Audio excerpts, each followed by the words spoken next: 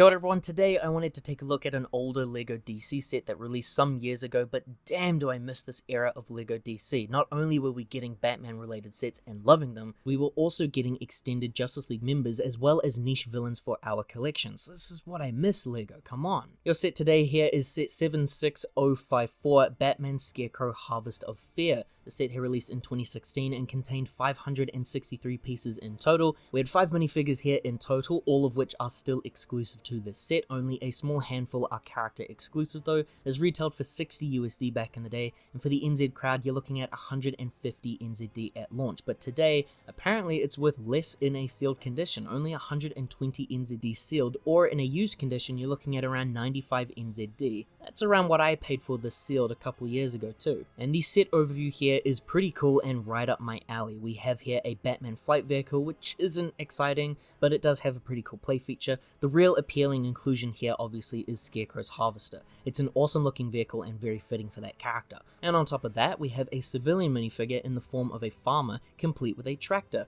Overall, it looks really cool, so let's just go ahead and take a look. Batman's helicopter here is first up because it is ultimately the least interesting thing. This actually would have been more interesting if it was a different Bat family member in my eyes. You see, when I look at this thing, it just screams Nightwing to me for his exact color scheme, and what's funny is that Nightwing as a character was someone that LEGO very rarely utilized in playsets, and if they did, it looks like there was only one modern set that released where he resembled the blue and black color scheme that you would want to see on a Nightwing figure. The chopper does feel pretty militarized, something that LEGO do try to avoid nowadays. It feels like a video game vehicle with some pistons and blades all around. It just feels really tactical, and I suppose it should given that it's Batman's. Movement on the vehicle comes in the form of blades up top, as well as a rotor at the back there. And we can see Batman inside the cockpit there, which just gives us a good chance to take a look at the stickers here at the front. Again, I just see Nightwing here if I'm honest. It feels a lot more fitting for him, but that is a figure that I do not have in my collection. When opening the door, it does prevent the blades from spinning. Inside there is no control panel or anything, just a translucent orange element there, which I guess you assume is some sort of a control panel. Batman can fit inside just fine, even with his cape still equipped and all. As for that main appealing feature here, you can see at the back section of the chopper it's able to move forward. Pushing the section here will reveal the missiles of the set, giant cannons that are able to be locked away inside the build, which now feels like something out of Transformers. It's really cool, the cannons look pretty good, and even after playing around with this feature, there's still an additional design here in order to actually get these things to fire. You can see that the way that they got these things to work is that inside the chopper, it's completely empty, there's nothing in there. Exposed gap means that the Technic bricks there are able to push those doors open and have all the space for themselves inside. It's always really cool to see how gimmicks like this are designed, a push and pull cause and effect feature. In order to get these things to fire though, you need to push on the wall here, which will press the cannons up against the Technic part and fire those studs. It's awesome, and I'm always impressed with features like this that respond to contact with something that's not just me pressing it myself. But like I said, it's the Scarecrow build ultimately that excites me the most. Appearing in 7 sets in total, Scarecrow is one of the more distinct characters in Batman's Rogues Gallery, and the aesthetic of the vehicle is what enticed me the most.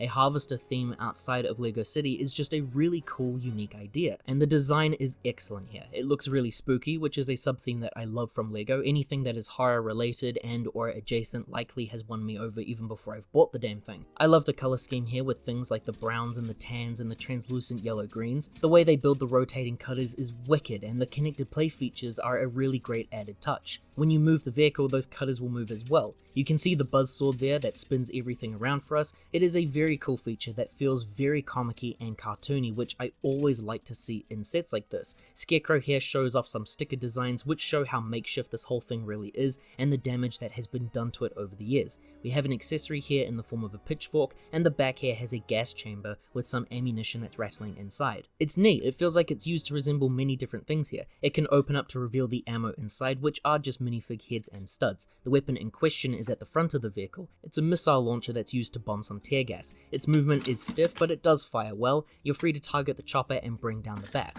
I said that this chamber to me feels like it could be used to resemble many different things because it can move upwards and show off some of those gas pistons down there, and now act as a chamber for the farmer. You can help Scarecrow try to imprison him here. There's no need to move the ammo either, which is really cool to see. He just rattles around inside there. Moving on now to the farmer's only defense, it's his trusty tractor. The inclusion in general feels very unnecessary, but at the same time appreciated. The fact that the set included not only a civilian minifigure but also a vehicle for him is something that we seem to only get in the really premium sets these days. The tractor is very simple in its design, don't get me wrong, but the farmer isn't even based on a specific DC character or anything, it's just a civilian for the heroes to try and help out. Highlights for me include the color scheme and the pipe design, and there's also some really cool looking stickers showing that just like Dr. Crane, this guy also has had to fix up his vehicle from time to time over the past. This inclusion just feels substantial enough to be worthwhile in my eyes. It's a really cool inclusion that brings a whole lot of world building towards the set.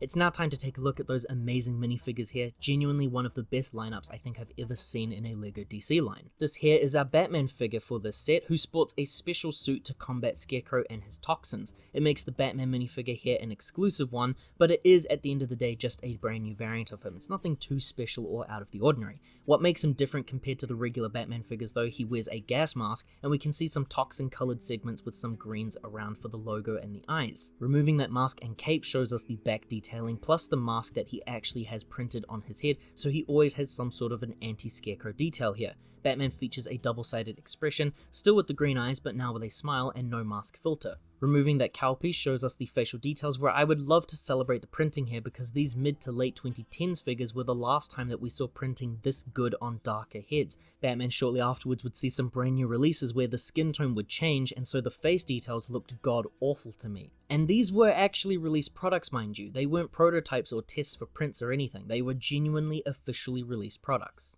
This here is Blue Beetle, which simply put, phenomenal stuff right here. One of the best LEGO DC figures in my collection, and the reason that this set is so sought after. Blue Beetle's current value as of August of 2024 is currently sitting in the $50 range. If you recall, the set is only worth around $120 these days, so Beetle here takes up almost half that amount. Beetle here has some pretty great printing that is very unique for him. We have some dual molding legs, there's no arm printing, but a specialized piece has been used for his shoulders. This piece has interesting looking Beetle anatomy for details, and he also has some wings here which are also specially made for this set. Impressive stuff, though I do wish he was released in other sets, or at least some other variant of him for those fans who missed out unfortunately. Removing all those extra details here shows off those prints. I love the look of the scarab on his back once you remove all of those special parts there. This here is Scarecrow, who has had quite a few unique variants released over the years. There's not too many releases, around 6 or so, but they all have interesting details about them. This guy here closely resembles the style that they would pick for the LEGO Batman movie, but this guy actually was released first.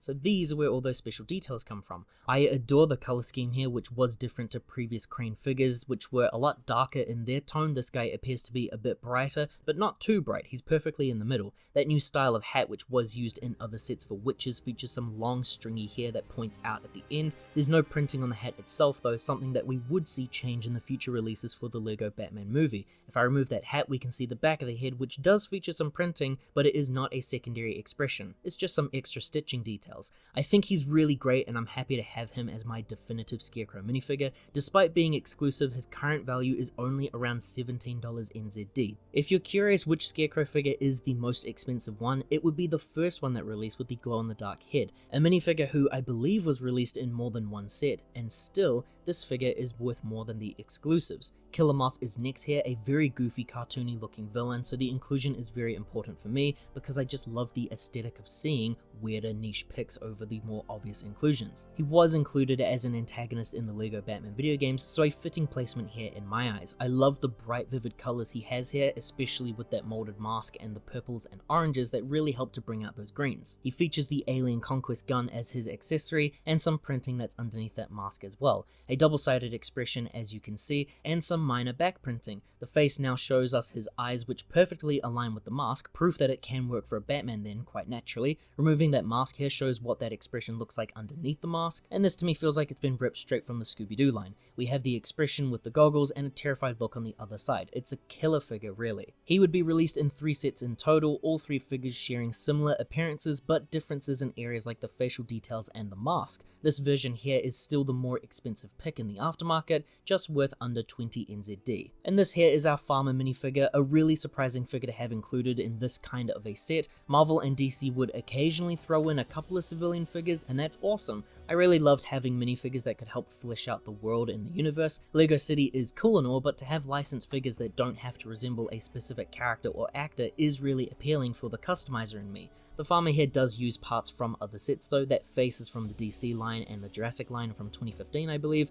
That interesting torso design is from the Ninja Turtles line as well. The hat was introduced in the 2016 year that this set debuted in, but the hat appeared in an Agent set that came out before this one. So this figure is a neat inclusion and cool design, but none of these pieces are specialized for him, so you could make him at home provided you have those sets that I just listed. Instructions for the set come in two big manuals. Our first booklet here is the tractor and the bat helicopter. Standard instructions, we have a blue color tone on the inside here, and the back of the instructions show us the build complete as well as the features and also the comic book included in the set, but more on that in a sec. Your second booklet here is the harvester. Again, same as the last one, blue tone on the inside, and the back here shows us a completed model and the inventory list. As for the advertisements, we have something here for the website of DC Superheroes. It is tragically a site that has since been deleted. Rest in peace, guys. We then also have an advertisement here for a Lego Justice League movie, Gotham City Breakout, and from researching, when a physical release came out, it included a minifigure of none other than, if you can believe it, Nightwing. Fancy that, huh? What a coincidence. And then the other side here shows us the 2016 sets that released. We had this harvester and then two sets that indirectly tied into the release of Suicide Squad from 2016.